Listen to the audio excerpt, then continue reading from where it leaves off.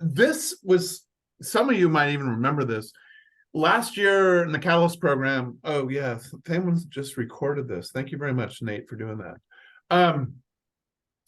It was pointed out last year that some of the finalist presentations were much more focused on the underlying science and how cool it is, and less on the product opportunity and how to get there. And so what we decided to do, every year we kind of mix things up a little bit, but what we decided to do this year, the year we're in, or the academic year we're in, I guess, is to have the finalist presentations in January rather than December, which came with the extra bonus of not competing with all the other things going on, but also to have that we're calling a workshop sort of slanted toward the UCSF PIs that are the finalists, just to talk about or think about more of the product development opportunity, whether it's a drug or a device or a diagnostic or a digital health solution. And so today we have one of the two workshops. Next Monday, we have another one focused on the NSF ICOR methodology based on the Lean Launchpad methodology. That'll be great, I'm hoping. And today we're lucky that we have two of our great Catalyst advisors, Linda McAllister and David Kim, that have been involved with Catalyst. Well, in David's case, from the very beginning. Linda's case, maybe almost from the beginning. And they're going to be in discussion or conversation with Roopa Ramamoorthi. And so without any further ado, I'm going to turn it over to Roopa to introduce David and Linda, and then take it away. And I want to thank everyone that dialed into this, because I know in addition to the Catalyst finalist PIs, there's other people that dialed in as well. So thank you all for dialing in. So Roopa. Thank you, Charles. It's my great pleasure to welcome Linda and David, who, as Charles says, have been our great Catalyst advisors for so many years. So I'll begin with my introductions. Linda, she's currently technology scout at Cepheid, was chief medical officer with a number of companies, vice president, scientific affairs at Becton Dickinson, and previously director technology management at Roche Diagnostics. And before all of that, early in her career, she was an assistant clinical professor of medicine at UCSF, and also an attending physician at SF General in the emergency room and at UCSF. And before all of that, she got her undergrad at Caltech, my alma mater too, and she did her MD and PhD at Stanford. So welcome, Linda. And David Kim, Linda McAllister. And David Kim, he's been a venture capitalist since 2003 and evaluated and worked with companies in the healthcare, most specifically in the digital health and medical device space, started at MPM Capital, became a partner at Pinnacle Ventures. And before all this, David was at Kaiser South San Francisco, director of urgent care and assistant chief for internal medicine. And of course, before all of this, he had an MD from Johns Hopkins, and along the way, he got an MBA from Stanford.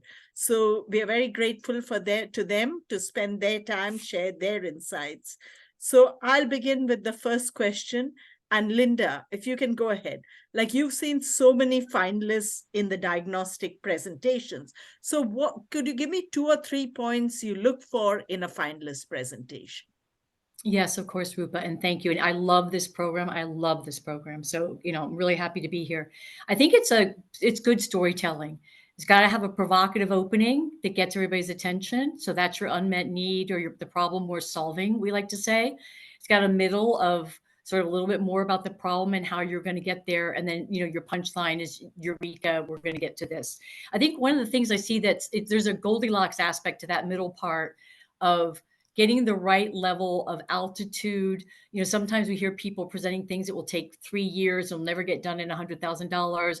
Sometimes, you know, things are sort of maybe fairly minor or detail oriented and not merit $100,000. So I think that right sizing the efforts that you're proposing is sort of one of the things I think you know, it is always an important point.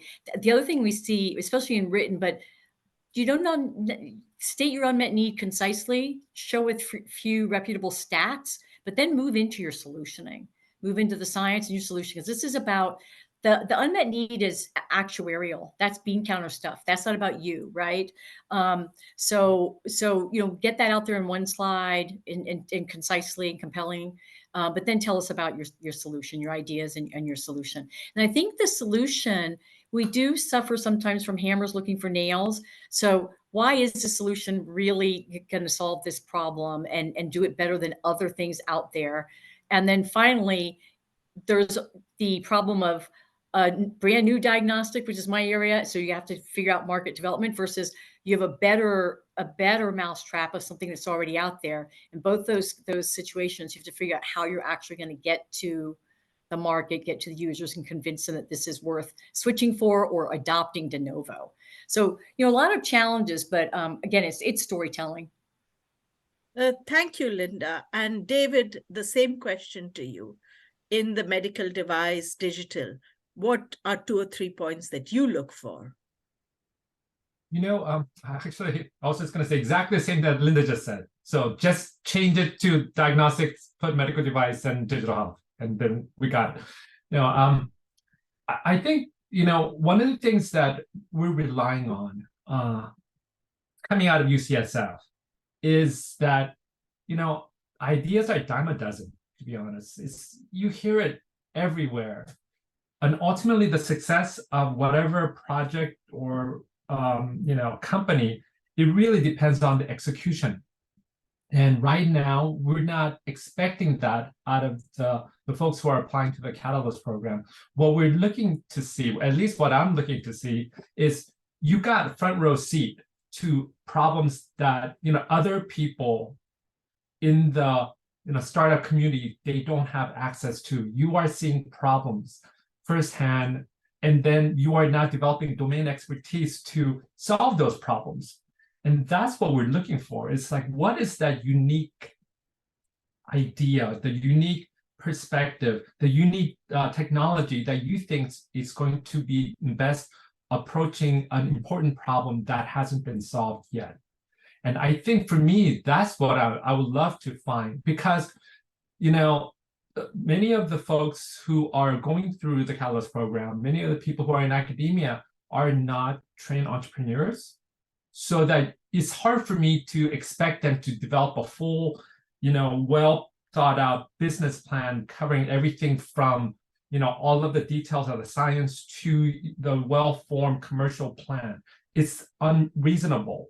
But if you could do the first half of really getting to a point that, yes, I've identified a really important problems, and I believe that I've gotten access to either a solution or a technology that could really address this in a meaningful way. And now we have the early evidence to help to support that project, then that would be something that I would love to hear more about. And, you know, all the things that Linda said is like, you know, it is about good storytelling. That's one of the things that a lot of scientists and clinicians haven't done, haven't practiced, so that you may start to dive into, or, you know, kind of go back to your academic days and really dig into the science, thinking that that is going to be the selling point. Often that's not. That is the first step, but it is to hopefully identify the way to solve that problem and be able to tell that story, because that is the thing that, you know, we'll be intrigued. And obviously it's the seed that hopefully will help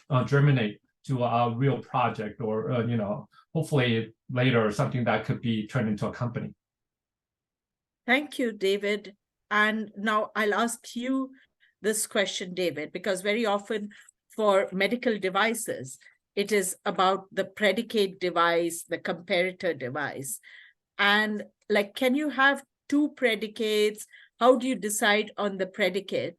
And also, like how are what you claim in a medical device based on what you select as a predicate? Yeah, I hesitate to give any answers with Chris in the audience because he knows this much better than I do. But what I would say is that I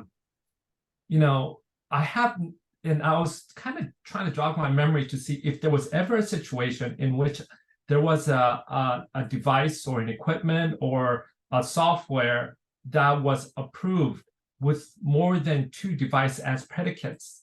I mean, that's combined. You could always identify other predicates, but as a combined, and I couldn't think of one. It's typically you need to identify one product or one device or that has gotten FDA clearance, and then you need to basically show that it can serve as a predicate. And it's not always a clear path to do that, because whether it's a type of technology, whether it's energy source or type of device, or it could be the indication that they've approached, there's something that may not be exactly right on target. But what you try to do is try to get something that is close as possible for the type of claims that you want to make on that device. So it's a game in a way to try to identify that, because you may have multiple different predicates that you could identify, but it will have its pros and cons of whether it is close to the claims that you want to make, or is it the type of energy source that you're thinking about, or the indications that you're going after. It is something that sometimes it could be a little bit of a difficult situation. But to your specific question, I have not seen 2 or a combination of products being used as a predicate. I mean, have you, Chris? No, so I'm going to reach out to people in the audience, because but I have not run into one. Certainly not more than 2 predicates. The FDA about 10 years ago started discouraging multiple predicates and encouraging you to pick one. And Yeah. I think, David, your advice to, pick one that has the intended use and the indication for use that's of primary interest is the way to go, because that language really is a regulatory safe spot if you're clearly pointing to somebody else's intended use and indication for use. I always look at it, if you're going to pull in a second predicate or a second technology, you're using that to mitigate some safety or some other risk associated with your new innovation. And you can draw that into the conversation as to why you're doing the bench testing you're doing, or why you're looking for clinical endpoints that you're looking for around safety. But you got to pick one, and the FDA is much more comfortable if you pick one. If you're going at it with 2, then it gets very confusing. In fact, they may even refuse to accept, which they were doing to a lot of people during the pandemic, because they were short-staffed and were looking for any excuse to tap the brakes and not start the clock on your submission. So Right. It's best to do that first primary predicate that describes your intended use. Yeah. Right. Thanks a lot, Chris. Thank you. And Linda, I'll pivot to you now. Like with diagnostic assays, often we get the advisors saying sensitivity, specificity, then positive predictive value, negative predictive value. Now, if you could define for the audience rule in, rule out tests, and how would you weight these parameters for a rule in versus rule out? Well, a lot of it's really contextual, right, Roopa? I mean, if you're ruling in or ruling out something deadly and the decisions are life or death, then the requirements on that test are really high, right? If it's something where I've got an ambulatory population and it's around COVID, we accepted pretty casual performance during a lot of COVID, right? I've got some Binacs laying around here. So I think it's very contextual in the clinical, the clinical situation and the actions that are going to be decided for or against based on the test results. So it's very hard to answer that generally, right? Yeah, like I'm thinking just as an example, say cancer, right? Like if you have, say, I'm just going with one, let's say ovarian cancer. and you're ruling in, ruling out, or whatever. Means it may Yeah, be so ovarian's a good one because there aren't many tests out there. And, when I was on the, we were doing the business plan for Solera Diagnostics many moons ago, it's very hard if you run the numbers on ovarian cancer to come up with a test that works, because it's so rare. And the way a lot of screening tests work, and probably people on the call are well aware, there aren't too many things we screen the entire population for. There's an age requirement, colon cancer, we just lowered it to 45, which was a big deal because we saw, especially in African-American populations, that the pretest probability was enough to justify screening. And so then talking about screening and where you're getting at so if you have a highly sensitive test, that means your NPV is very good because it means my test detects all the real stuff. So if I say you're negative, right? So our goal with cancer is to have pretty sensitive screening tests because cancer is bad. And we know there's value in detecting it early. The models have been run that it's cost effective to detect it early. But we know most of us experienced it from like mammography to pretty good tests for breast cancer. There's a lot of false positives, right? So its NPV is good. Its PPV is not. So a positive mammo does not mean you have breast cancer. Most of us have lived that either as physicians or patients or in our families, right? So that's an example where high sensitivity gives you a good NPV, but a poor PPV. And for a screening test where you want to find something where there's, both M&M, your mortality, morbidity value to the patient, cost effectiveness to society, and the healthcare providers, we err on that side. Right. So specificity comes in when you're going to take some very specific action, and maybe the therapeutic benefit of that, the risk benefit of that drug or that action is narrow. So you really want to know that you're taking the risk of chemotherapy or, an intervention, cardiac cath or whatnot. Again, we do a lot of things. We take people to the OR for appies on their false positive because we want to be wrong. We want to be wrong some of the time, right? But there's some things where we don't want to be wrong. We don't want to give chemotherapy. We don't want to give, certain treatments or interventions. So there we need very high specificity, right? And I guess it's also worth mentioning this concept of a predicate and just maybe the regulatory pathways. You asked about LDT up in the air right now. Classically, LDT was for things that were Linda, I'll just ask you to define the terms lab developed test. Yeah, lab developed test. So what that means, and it's being pushed a little bit, it means there is a lab that has developed the protocols, and there are SOPs that are in a notebook in that lab, and the people in that lab, they own that SOP. They're trained to that SOP. It's not transferable to another place. There's one place that runs this test. So that's the original spirit of it, and the original spirit of the guidance was tests that are too complicated to put in a box and send and disseminate broadly. And then you see, there's a good example in oncology, the Foundation 500 test that people run on tissue samples for treatment selection. People now have knocked off the Foundation 500. So Stanford has their own LDT. That's the Stanford version of Foundation 500 instead of using Roche's version of Foundation 500. So LDT has now been kind of, pivoted to even simple tests now can be brought to market as LDTs, at least for the short term, is thought to be the quickest path to market.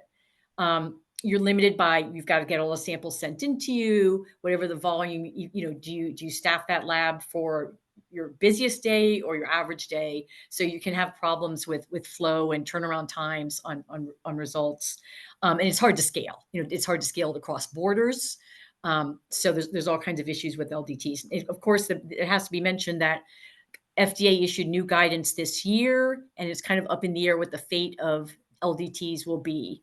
There have been several kind of in fits and starts where people have kind of protested these LDTs don't have enough review of the data, and patients are, information is being given to patients that hasn't been properly adjudicated and reviewed by experts. So the more classic FDA route, so LDT is under CLIA. The FDA route includes 510K, which Dave was just describing to some extent. So devices and diagnostics are at the CDRH. They're in the same place. It's kind of old fashioned. So we think about diagnostic kits as devices, and the Me Too direct detection of a thing of interest, hemoglobin, flu, those kinds of things, are typically done as 510Ks compared to something else, a predicate. And there's a lot of strategy on choosing your predicate. You just want to look better than your predicate is good or better, right? Because if you're going to post this data, you might as well look better, right? So it helps your marketing a little bit. But you do have to be careful for some of the reasons that David alluded to in terms of complications with your predicate. So important choice. The other, and I wish I knew the ratio of these. I would guess it's almost 10-1 or 5-1. PMAs require, again, it's sort of archaic nomenclature. Is related to the process, so pre-market application, much more of like a pharma drug regulatory process where you have to negotiate and discuss with the FDA a clinical study plan. So 510Ks, you just basically throw them over the fence. There's usually clear guidance on how to do the 510K for flu or something in heme or chemistry that you want to do. But for PMAs, there will be predicates out there, but that doesn't get you far because, and what we mean by PMA usually is something that you're making a treatment decision directly based on this information. So the FDA just really raises the bar quite a bit. The 510K stuff has this weird hedgy language that says something to the effect of to be used as an adjunct in the management of a patient with URI, upper respiratory infection, or, diabetes. So very kind of hedgy things. It doesn't say, physician, when you get this result, do this. When you get that result, do that. Whereas PMA is getting more to, you have this mutation present in this cancer, specimen, you are a candidate for this, specific treatment that targets that pathway or whatnot. So the bar kind of goes up. The PMA thing, most diagnostic companies, diagnostics are not high margin business. Try to avoid PMAs. But what's interesting is there are now LDTs that have been 510K and some LDTs that have a PMA clearance. So some interesting hybrids around some of the companion diagnostics in oncology. So it's pretty messy. We don't know what's going to happen with the LDTs, but I think everybody's a little bit nervous going forward. So Roopa, you actually answered two of my questions. I had two questions, so that's great. So coming back to you, David, now let's pivot to digital health. Now in digital health, when do you have to go for FDA clearance, software as medical device, and when do you not need FDA clearance? If you could. Well, so this is where understanding. Sometimes you have to actually work backwards. You have to work backwards from the standpoint of if this product, software, solution, however you want to define it, is used, who's going to use it, who wants to pay for it, and what is the requirement that they feel like they need before they will buy it. And often the case is you don't need an FDA clearance. And this is where you have to really think through, this is where kind of digital health gives you a little more flexibility. And one of the kind of the gray areas that people often point towards is the software, or it's the AI, or the digital app, or the the solution in any way makes independent decisions versus being an aid to a physician or some care provider making a decision, but the final decision depends on that individual. Depending on kind of where they are in that, you may not need to get an FDA clearance. So sometimes you may just need an exemption. The FDA just needs to know about it, but they don't need to, give you a 510K clearance or a de novo clearance. So one of the things that exercises people should go through is ultimately, how is this going to get used? And depending on that, it may or may not need to go through the FDA clearance. Just to let you know, I have 4, maybe 5 companies that are ultimately bought or used by people, by not even patients, but individuals without FDA clearance. And I would still consider them, quote unquote, digital health devices and products. Thank you, David. And Linda, you seem to have a question. You raised your hand. There's a really interesting intersection with what Dave is saying. And so I think it merits some discussion. It's kind of provocative. The big diagnostic companies, the one I'm part of now, would love to get into, we call it CDS for clinical decision support, and get into sort of the software side of things. But if you think about being a highly regulated diagnostic company with a portfolio of dozens and dozens of FDA cleared products, what Dave is just describing, it's very hard for us to go out and market that kind of a thing and our thing with the FDA sticker on it and not cross some lines. So it's a very interesting conundrum, as we sort of bring these two together, and it may actually mandate that they stay somewhat separate and have a different approach to the customer and conversation with the customer, because we struggle with it. I mean, there are some paths forward, but what Dave's describing, you might have somebody like a big Kaiser take up a clinical decision support tool for sepsis and triage in the ER or whatnot. And we might love that to be connected to some of our tests and our platforms. But again, if we get too far in advocating for that to support thing, we will be expected to produce data and have it validated with some kind of performance metrics. So it's interesting. So just to follow on that, I don't want to give the impression that you don't yet have any clinical data to support the validity of the technology.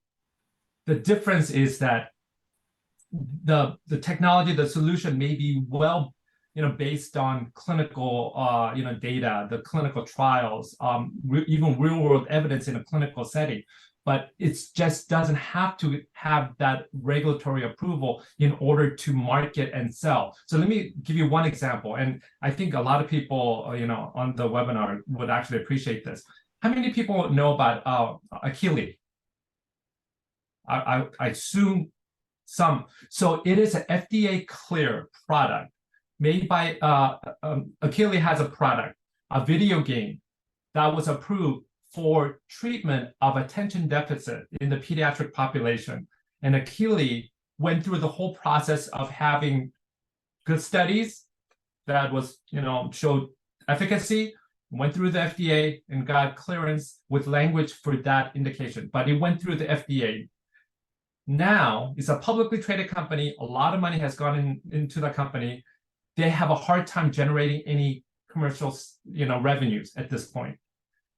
Problem was that ultimately you can make an argument the distribution channel in which that you need to sell this to, mental health providers, psychiatrists, to use this as a treatment for attention deficit, it was just a harder sell, and perhaps it was just more difficult. We at Digitex, we are an investor in a company that has a video game, in fact, not one, but 30 different video games for the pediatric populations to help kids manage their emotional dysregulation, emotional outbursts that are often seen with attention deficit. They don't claim to treat attention deficits. They're just treating one of the important things that you see with a lot of kids, but also kids with attention deficits. And they are generating 7-figure revenues with now recent plans to be used in the Medicaid populations, reaching tens of millions of kids.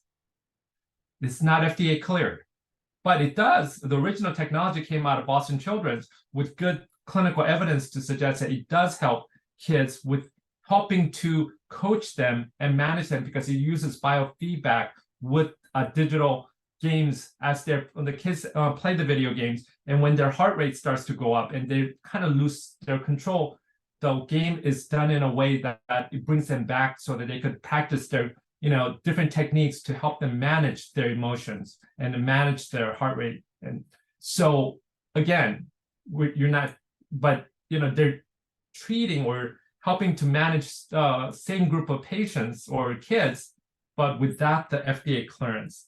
So this is what I'm trying to say. It depends on what you're trying to accomplish and how you position it, that will lead you a certain regulatory pathway. And David, yeah, go Dave, ahead, just to Linda. follow, maybe it also depends a little bit on where right? And what settings, because there are these Yeah. settings have some certain kinds of requirements. So what Right. I guess one of the points I was trying to make about like a Kaiser, you do see things, clinical decision support algorithms being incorporated that are not, FDA approved, but Yes. these guys have enough data, enough clout, they can say, this is our standard of care, this is our practice, our guideline, our internal guideline. So it Right, depends on the context. Yeah. Thank you. Yes. So the insurance companies are paying for this because they're saying that, we're not actually trying to cure these kids, but they need this help. And we're going to work with provider groups that are using this technology, that will help to manage them. And so, but the provider group just happens to be the company. Really interesting. Yeah, very, very interesting, the contrast between the two. And Linda, also context. Now I'm going to go to a totally different question. All these projects, they have to size the market, understand the market, right? And so, David, can you walk us through an example in medical device and digital health, just very broad, top level, how to do a market sizing, but just give like a specific example, because what I'm thinking is, what is your market size? And in, say, medical devices, does the market size or the value justify, like, do you get a return on investment? And maybe you can just walk through it. Multiple different questions. And in fact, I just had a conversation with an early stage entrepreneur who was pitching me on this, and I was taking this meeting as a favor. And one of the first things that he says is that, the market size he's going after is a $20 billion market size. And basically he said, it's a real world evidence, market that is 20 billion. I'm just going, how do you get 20 billion? I mean, what I see often are people make up numbers. What they do is they say, okay, there's a particular indication or a particular group of patients or particular population you're going after. You take a per person potential revenues because they think that, they're willing to pay this much money for this type of technology. And they use that as their market size. It's like, that's the kind of real, I want to make a really good number that, piques people's interest. The real market size that, that I would love to get. So the days when I used to be an equity research analyst and I cover medical device, particular use indications, those market sizes are really, you look at the population of people, their prevalence rate, their incidence rate, and then you look at what people are actually paying for devices that are treating that indication. And then you do the math on that. And that gives you a much more accurate information about what the market size can be, and using the penetration, how you could start to project what the revenues are and all that good stuff. But that most people in their first meetings won't use that kind of number because it's really hard numbers to get. So they will just make the best guess of, well, is incidence of this disease, atrial fibrillation, is, let's say, 3% of the population or 1% of the population, I forget. And even if it's that number, then you got, how many, 30 or 40 million people with this, and then you put a cost to treat that, and that's their market size. It's, so often what I do is, I don't even, it just, I don't even think about it because it doesn't mean anything to me. It really, I eventually I want to have you tell me the story about how you're going to solve that problem. And because you could have a really small group of people with a really severe problem that people are willing to pay a lot of money for to make that problem, be solved. And so that, the population may be small, but the need is so great that the market size may be real high, and vice versa. You could have billions of people with a very, minuscule problem that really doesn't matter that much. So you can make an argument that it's affecting billions of people, but the market size may be trivial. So I don't know if that answers your question. I could actually help you go through examples of how people have done it. But at the end of the day, you have to make the best assumptions about how your treatment and what it's going to cost is going to impact a certain population, and you take that to get an estimate of what the market size is going to be. But you could tell how much emphasis that I put in those numbers. And this covers both medical device and digital health, I assume. Both. Both. You know, it's I would say that, you know, medical device is harder to make up numbers because it's such a more mature industry, so that you have a pretty good idea of what the actual market size is going to be, just because it's been played out already. I mean, for, let's say, you know, the coronary artery market, or, you know, for coronary artery disease, there's a certain size, because you know, whether it's stents, catheters, you know, some of these other you know, devices that have been playing in that area, it's been playing around for a while. You have a much better idea of how big that size is. It's the new opportunities that hasn't been really played out yet, that people can, you know, go from really conservative to something that is really outrageous. Yeah. Thank you, David. And Linda, same question to you from diagnostics perspective. Yeah, I'll pick up on, and Dave did a great job of kind of framing it. So I'll just tell just a quick story. We are wargaming in my current role in my company, trying to figure out what to do about a competitor. And I was in the innovation room, and there was a commercial room, right? And so the innovation people wanted to come up with some new products and just leapfrog the competitors on this one thing. And we came back together at the end of the day to compare notes. And our head of sales, who's very good at his job, said, no, we're not doing that new stuff. I'll have to go and do market development. Give me a competitive product to our competitor, because I know you'll give me a good one, because we make really good stuff in the company. That market I know is blank. It was $1 billion or so plus change. I will give you 20% of that in 2 years. So to Dave's point, real market numbers are something that exists, but you have an argument that you can compete in some way. What is your way of competing? I will ask you, right? Why is yours better? Or the other thing I think it's really interesting to think about is, we've talked about these things as very kind of top down and lumpy and monolithic.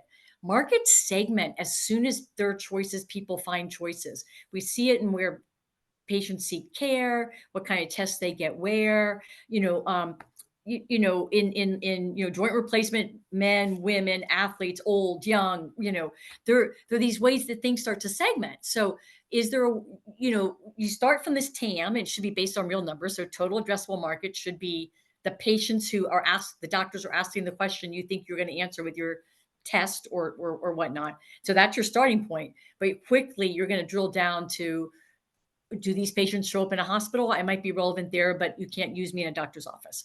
Do they show up in an ER? Is my product going to work in an ER? So starting to address that segment. And then, Dave said at the end, what is different about yours that gets you value, gets you market share? And I think it's worth just noting Oncotype DX, Genomic Health's, landmark product, now like 15 years at least old. But there was nothing in this space really. It was to evaluate women with early stage breast cancer. And it was audacious, and it's provocative to think about it. The purpose of this test was to not treat women with early stage breast cancer with adjuvant chemotherapy. We were treating everybody. So and these were very smart people. I like the crossover story. The people who started this company came out of Genentech and were experienced in breast cancer therapeutics. So you're saying, do we need to be treating all these women with stage 1, 2A breast cancer with horrible chemotherapy that has all kinds of side effects? Probably we don't. And so in a very disciplined way, came up with a test. So it was these are people that were not getting a test. And it's not a small number. Tagging on some of the other examples, mammography is quite successful, and we do find more breast cancer early, right? We do a fairly good job with that. So this market is creating itself through the implementation of mammography. And these are, not old women typically, so the cost effectiveness was not a hard story to tell. So the fellow who did the commercialization of this product tells a story. I worked with him subsequently. He's on the call with this board saying, I'm thinking about pricing the test at $34.99. And a board member says, Ted, go ahead and sell it for $35. He said, no, I mean $3,499, which had never, ever been done in diagnostics. So, it might have been done, I don't remember. But the value was there for young women that did not need chemotherapy. You saved all that money in chemo and the side effects, managing them. So it's really quite remarkable. So more tests like that help us to just do the right thing for patients. and drive real value. So that's hard to show that cost effectiveness. It was done by Catherine Phillips, who I believe is still at UCSF. She did you can model this hypothetically, and then you tend to want to go and do it for real. And Genomic Health did both. So it's but those stories are rare and few and far between. But to Dave's point, real numbers and drilling down. And then we haven't mentioned, especially in diagnostics, introduction rates and adoption rates take a long time. So displacing the old stuff, you have to figure out how you're going to displace the old stuff if you're competing because you got a better mousetrap. A completely new indication and getting the education on physicians. What do I do with this? What is the risk?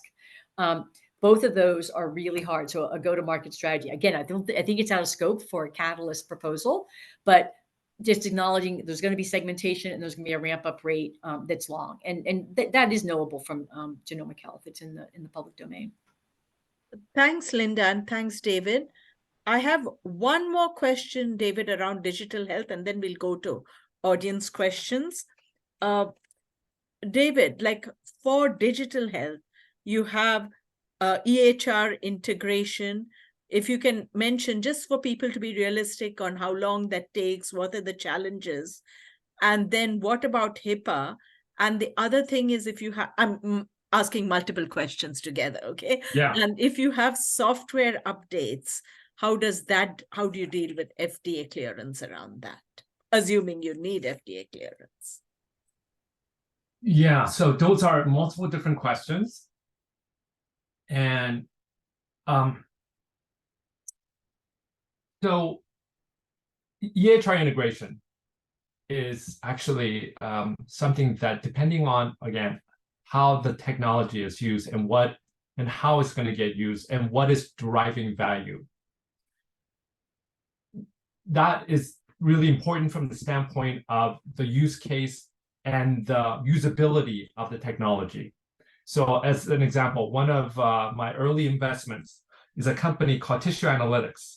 And what they had was an ability to use a mobile device, typically an iPhone or an Android, and they could just, provide objective information about chronic wounds by just taking a picture.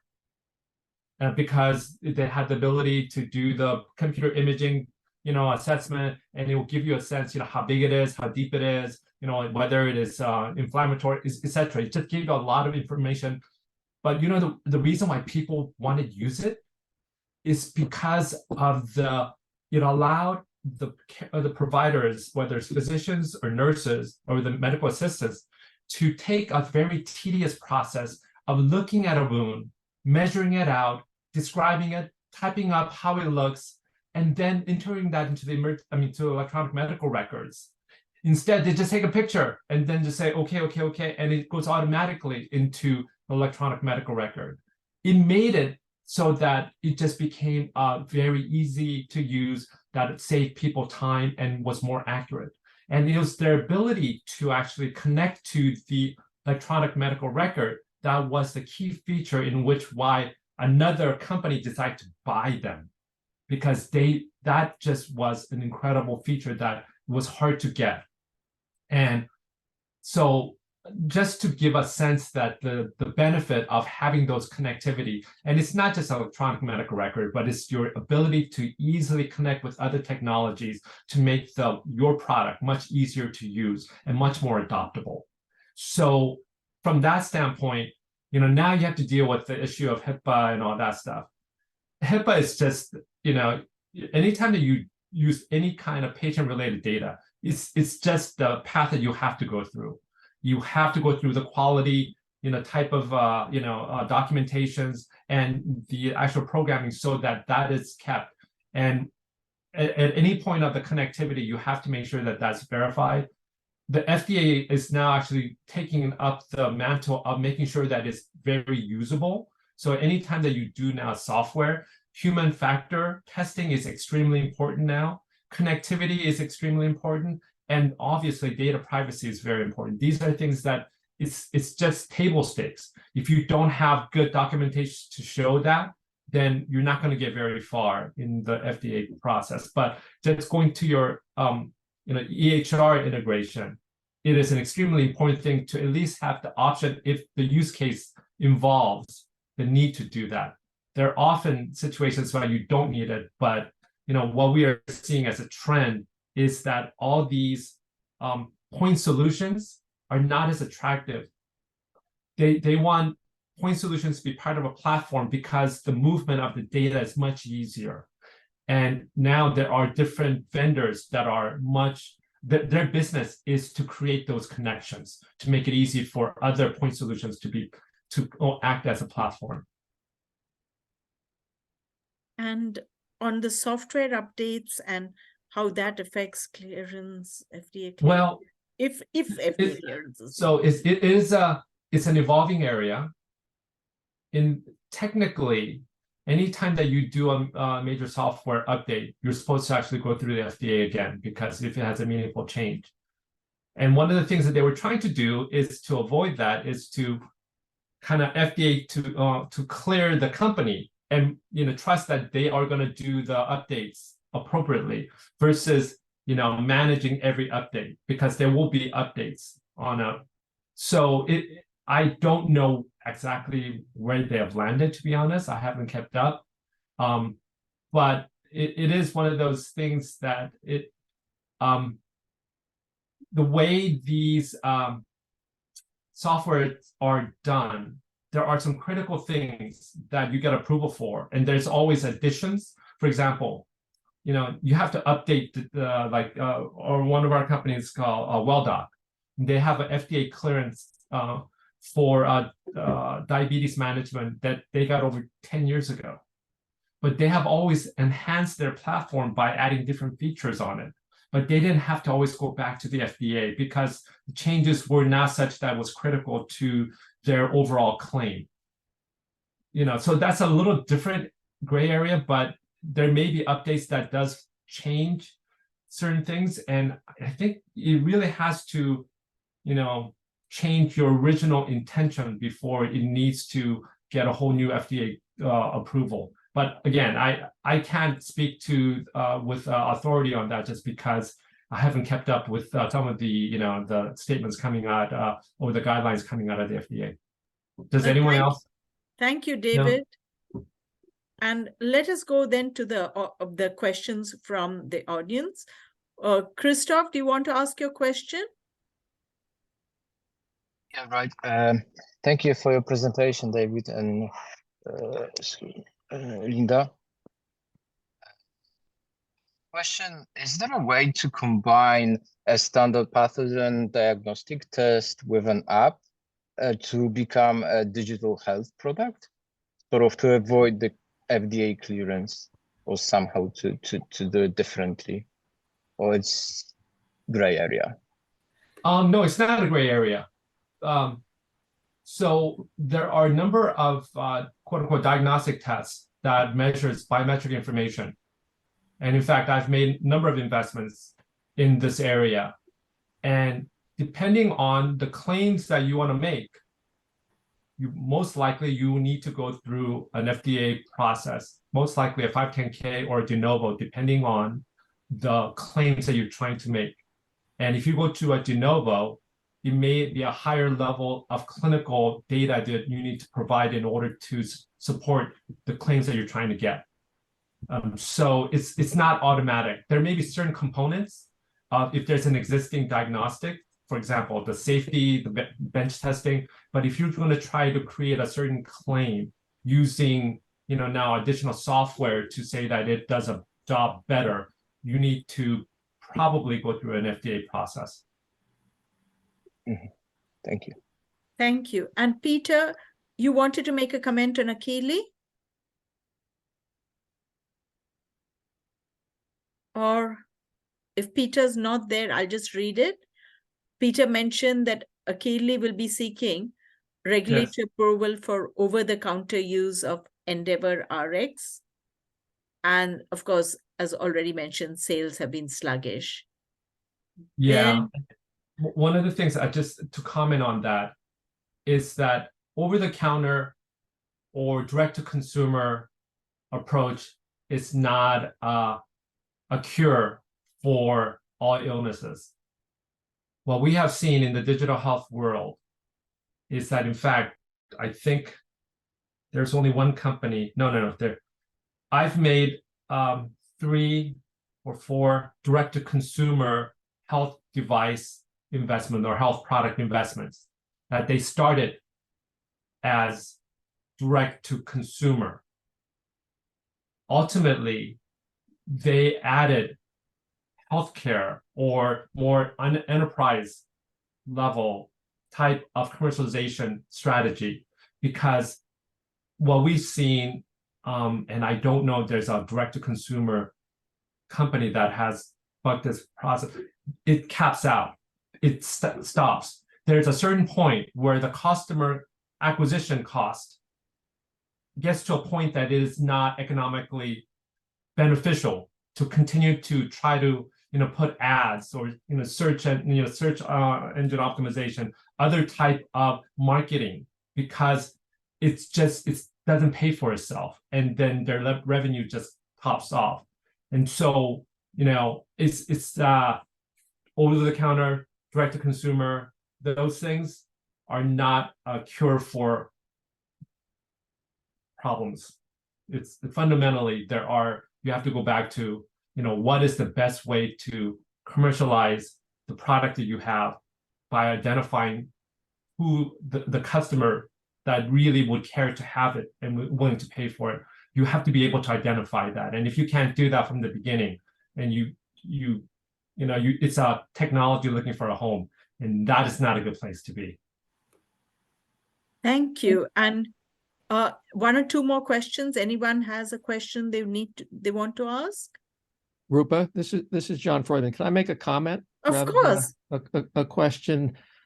As a Catalyst advisor and as someone who's been in this space, going back to the original discussion on telling the story is really, really, really important. The elevator speech and the idea that you move on from the unmet need quickly, that Linda said yes, and the ideas and solutions, communicating that is actually very, very difficult. How to balance being too technical versus not saying anything, and we see this a lot in Catalyst things where you can't. I don't know what's going on, or they're not telling us what they're doing. What I do, and I pitch stuff to health plans, and I help VCs, and I help people pitching stuff to VCs, is I try to explain what's going on the way I would explain it to someone outside of healthcare who's smart, and then make that my basic story. Then I build on it. And it's not dumbing down. It's good writing. It's good communication, telling a basic story. I'll often tell the basic story to an intelligent friend. Often they don't even know I'm doing it. I'll be on a bike ride or something. They'll ask me what's new, and I'll be rehearsing my elevator speech, and looking at them and seeing if they get it or not. And it's really valuable. It's difficult to do, but worth the time, because if you don't communicate it, you don't get the grant, or you don't get the investment, or the payer doesn't know what the heck is going on. Yeah, John, I think that's a really good point. Thanks. Yeah, one of the things that I find, because I have now enough exposure to biotech investing, diagnostics, medical device, and digital health, I find that there's almost a gradient. For biotech, a lot of the value is created by the time that you have a positive clinical study. So early in the game, so that the science is much more important about how you get to a successful clinical trial outcome. So the conversation and the story is much more based on the science. And academics, they're very comfortable talking about the science. They're talking about the pathways here and how different, proteins and chemical small molecules may interact. They're much more comfortable in delving that. But when you get to especially digital health, but also now more medical devices, you have to explain how patients would actually benefit from it and who the customers are and how they would benefit from it. So it's sometimes out of the comfort zone of the clinicians and the academics. And so, I think if Catalyst does anything, is to help to make sure that the story you're able to tell that story more so they can get more comfortable about, kind of who is it helping and how is it going to, solve problems that it hasn't been solved before. And I guess just to chime in on that, one thing we didn't get to mention too much is there are a couple different ways to differentiate and have an idea that really can make a difference. Workflow is a huge issue in diagnostics. It's a huge issue in healthcare. So if you have an idea that makes a test accessible in good, robust information available in 5 or 10 minutes in a physician's office, that's really interesting, even if it's the same old test that I can run back in the main lab. So just even thinking about a patient and doctor's life and the problems from the logistics perspective can really make a difference. And some of what David's described is, solving some of the problems of ADHD that are the troubling manifestations in school and in settings, not necessarily the primary problem itself, which is a tough one. So there's a lot of pragmatism in this, and a lot of opportunity. Yeah, and in fact, we just invested in a very hot area of ambient scribes. I don't know how many of you guys have heard of it. It's a way to actually, that burnouts are often caused by physicians needing to do EMRs late into the night. This is a story that's been told over and over again. So ambient scribes are basically technology that takes a conversation between a provider, physician, to a patient in an actual conversation and take that conversation and dialogue and takes the pertinent information to populate electronic medical records that someone just has to okay it, basically a soap note on the fly. It's, again, you're going to a problem that needs to be solved, right? Because it's impacted the whole, generation of physicians. And it's stuff like that, obviously needs to be validated in the academic setting or in the clinical setting where you guys can make an impact. But again, going to the workflow, technologies that could apply to help, not for me, not only optimal or optimization of clinical outcomes, but also, improvement in the delivery of that clinical care. And that is the stuff. Those are areas that, we try to focus on. And you guys have front row seat in identifying and hopefully finding the right solution for. Thank you, Dave. A big thank you, David, Linda, and thanks, Chris Jones and John Freudman also for chiming in. And this would be recorded, made available, and to all of y'all. And really, again, appreciate your time. And Charles, any closing comments? No, thank you as well, Roopa, for organizing this. And thanks again, everybody that dialed in. And I got a lot out of it. Very thought-provoking discussion. So thank you all for joining, and especially Linda, David, John, and Chris, and Roopa. Okay, bye-bye. Bye. Thank you. Bye-bye. Bye.